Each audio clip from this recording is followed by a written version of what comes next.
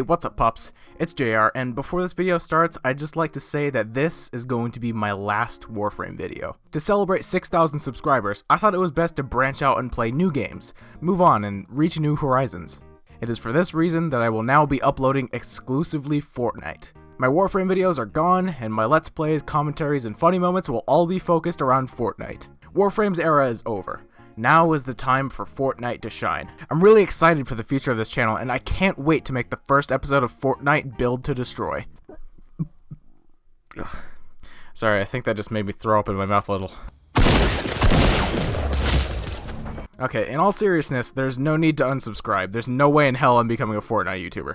I swear way too much for that anyway. 5 Fortnite YouTubers who've sworn. I wanted to pull a little April Fool's joke, but seeing as how April 1st wasn't on a day in my upload schedule, and the fact that so many YouTubers upload a 1-minute long joke video every single year pisses me off, I didn't want to make an entire video joking about becoming a Fortnite YouTuber. That, and I cannot bring myself to play that game for longer than 20 minutes. Anyway, on to the actual video now. To actually celebrate 6,000 subscribers, I wanted to switch things up. Instead of showing you how I build weapons I like or list off some of my favorite things in Warframe, I thought it would be interesting to list off some things I'm not particularly fond of. My original plan was to make a video listing off some of the general things I don't like about Warframe, but in the end I decided it would be better to look at what I think are some of the biggest mistakes in Warframe. So let's take a look into 5 of the biggest mistakes in Warframe. Much like my other 2 list videos, everything in this video is 100% my opinion. So if I say something you don't like, try to refrain from getting too upset about it. I'm just a voice on the internet anyway. Before we actually get into the list, however, I would like to point out that I'm going to exclude minor mistakes like memory leaks, map holes, and other common bugs and slip-ups, and focus more on additions, changes, or removals that I think were just not a good decision.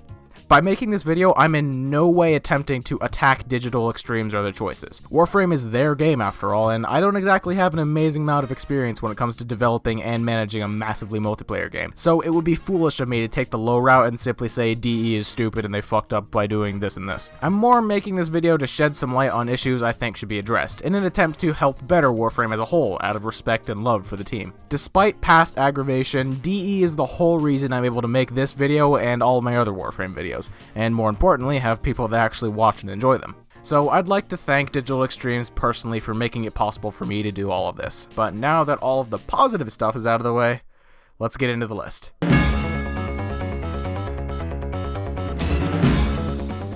Don't worry, Vectis fans, I'm not saying Vectis Prime itself was a mistake. I'm a huge fan of it myself. Vectis Prime is a great weapon, however, there's one glaring reminder that it could have been a lot better than it is.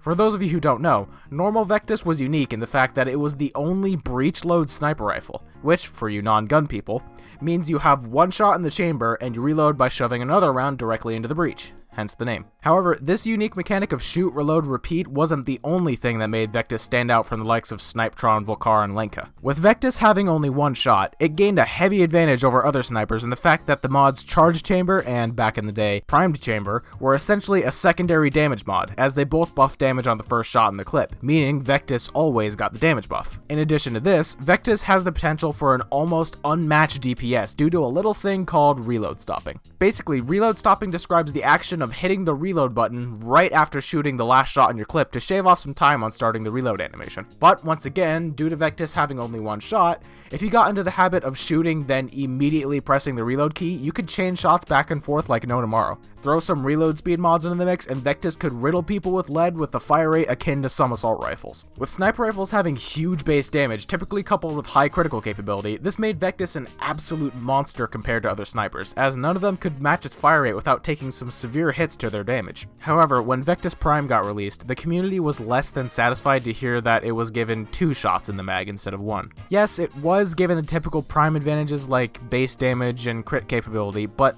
by simply giving it a second shot, Vectis' DPS took a severe hit. Not only did it make it so Vectis is less affected by Charged and Prime Chamber by losing the buff after the first shot, but it also dealt a pretty severe blow to Vectis' potential DPS, as the fire rate was no longer dependent on its reload speed and the player's ability to reload stop effectively, but instead on the actual fire rate stat because you now had to wait for the delay between shots. Due to this, DE received some pretty severe backlash from people who used Vectis before the Prime. It was so much so that in the next update, DE attempted to patch this unintentional nerf to Vectis by releasing the mod Depleted Reload. This mod decreases your magazine size by 60% while increasing your reload speed by 48%, meaning it would give Vectis Prime only one shot, much like its non-Prime counterpart. This did revert Vectis Prime to its prior glory in a way, as it re-enabled the use of charged and primed chamber and reload stopping, but there's still an issue with DE releasing Depleted Reload as a band-aid mod instead of just reducing the magazine size of Vectis Prime. If players wanted to be able to reload stop and use Vectis Prime like they did normal Vectis,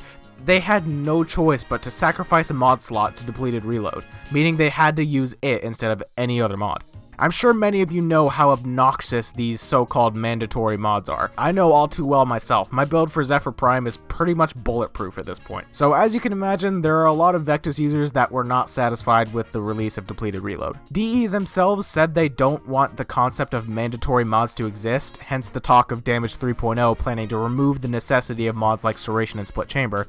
So it honestly surprises me that even after all this time, they simply left Vectis users with Depleted Reload instead of just reducing the magazine size.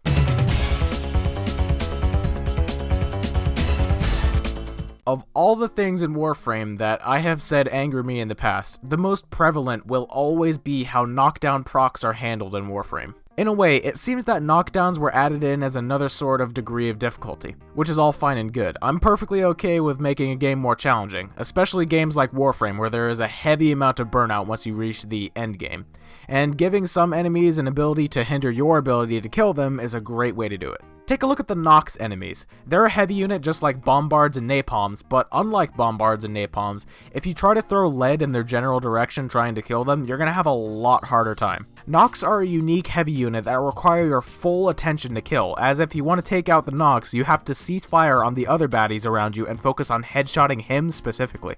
The Nox being added was a great way to increase difficulty, as not only is there a hugely tanky enemy in the area, but you also have to take attention off of the horde of normal enemies shooting you and try to take down the Nox, which, as Warframe will teach you, there is strength in numbers. However, the Nox, as well as countless other enemies, has one key factor in its repertoire that is a very obnoxious way of adding difficulty: an attack that hits you with a knockdown proc.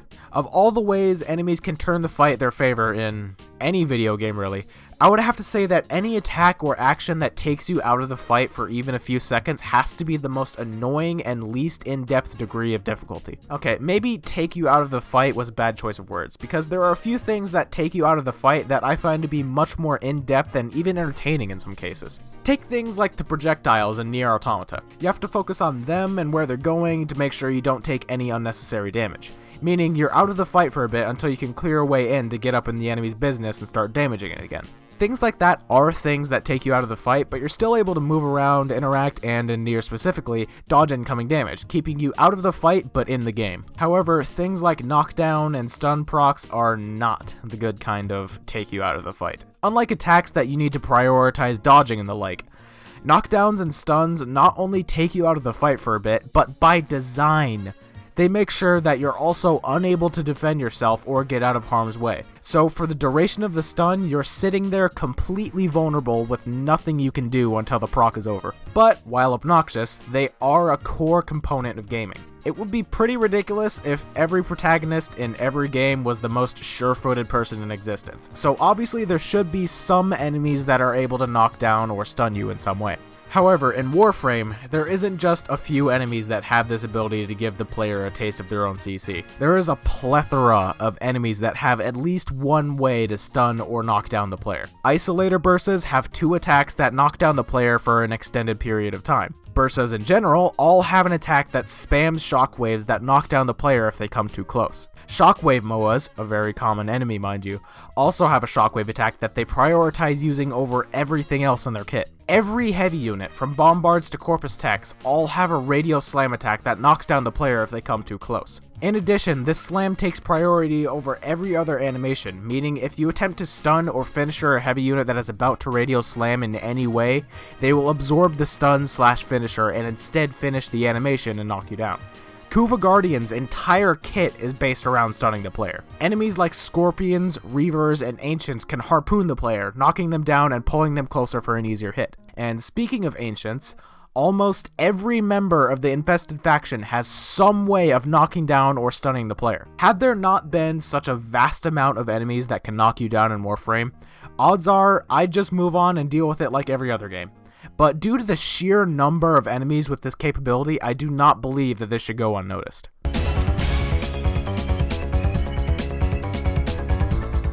This one, I have no doubt a large number of you will agree with me on this. This one's pretty open and shut, so I doubt I'll go as in-depth as I did with the first two.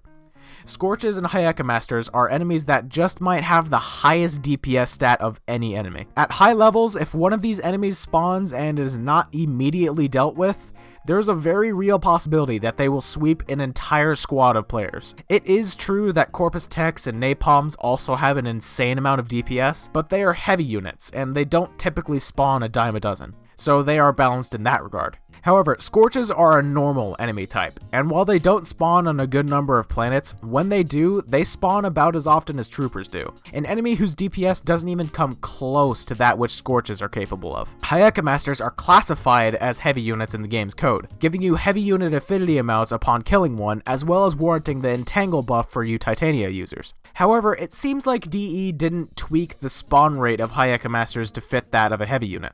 They don't spawn as often as Scorches do, but they don't spawn as rarely as Napalms do.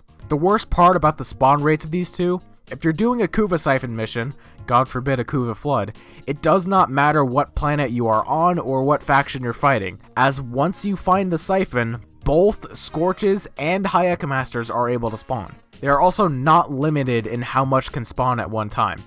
Just yesterday, I was doing a Kuva Flood rescue mission with my brother, and we ended up failing the mission because 6 different Hyeka Masters spawned, and we couldn't stay alive long enough to revive the hostage or fight back. So, to recap, Scorches and Hyeka Masters have one of the highest DPS stats of any enemy, are not one of the rarest spawns, and are not limited in how many can spawn at once.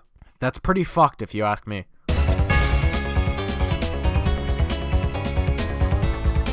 Many of you probably don't remember this, but back in the day before bullet jumping was a thing, the way people got around was by getting a high attack speed melee weapon and chaining slide attacks to take advantage of the speed and the distance you were able to cover by doing so. Back then, that was just the way to get around quickly. Hell, to this day, I still copter with the select few melees that are still able to copter for mobility purposes. I say back then and select few because when DE introduced Parkour 2.0, implementing bullet jumping, aim gliding, and wall latching like you're all used to today, they completely redid the way slide attacks worked and made coptering for mobility next to impossible. If I remember correctly, I could be getting this wrong as it's been quite a while, they did this because newer players and players who didn't know how to copter were getting left behind and unable to catch up. Their reasoning was perfectly reasonable, don't get me wrong, anything to better the new player experience.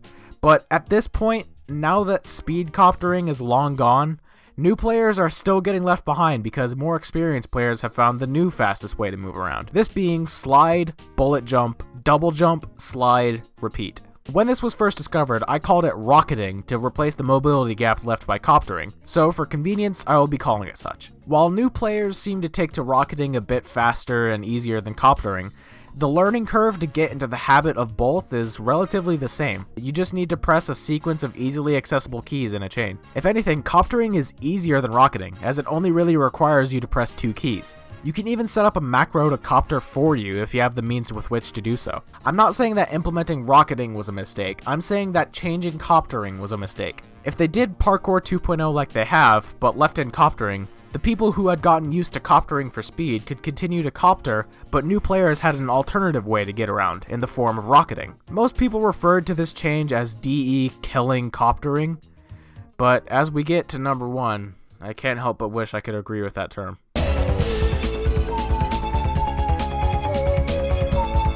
I am 110% positive and confident in the fact that saying, by far, the biggest mistake in the entirety of Warframe was the implementation of Maiming Strike and the Slide Crit modifier. I have expressed my distaste for this mod several times in the past, the most obvious being me directly saying you need to stop in the clip of the Rafflecopter in the types of players in Warframe.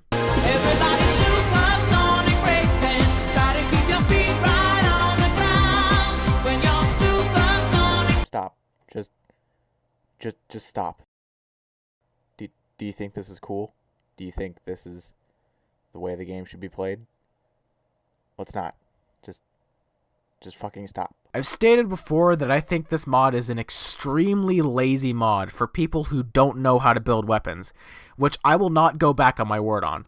But that isn't the only reason I think this mod existing was a huge mistake. I absolutely despise this mod because of what it has done to the Warframe community. Maiming Strike alone wasn't the cause of this. It was also the ability to get the slide crit buff it warrants on melee Riven mods. Beforehand, only people who got lucky enough for it to drop when the Stalker's Acolytes showed up had the ability to slide crit. But now, anyone who's lucky enough to get a melee Riven and reroll it a couple times is able to contribute to this toxic meta. Unlike most things I silently judge people for using, it isn't because I think Maiming Strike is a bad or ineffective mod.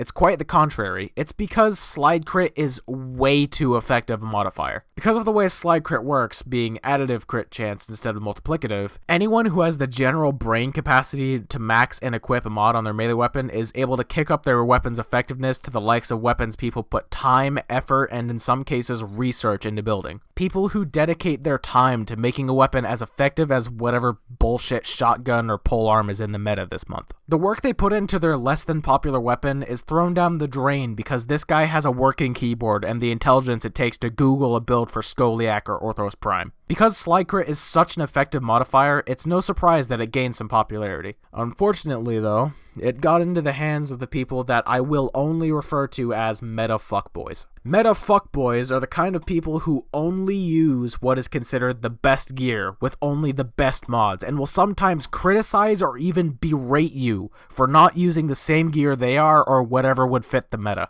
And because they believe so wholeheartedly that the meta is the only way to play, whenever an innocent newbie is in region chat asking for pointers on what gear they should be looking out for, they immediately jump the gun and suggest their god tier Archiplasmor, Oxtaletto Prime, and the worst goddamn part, their oh so precious range slide crit Skoliak bullshit.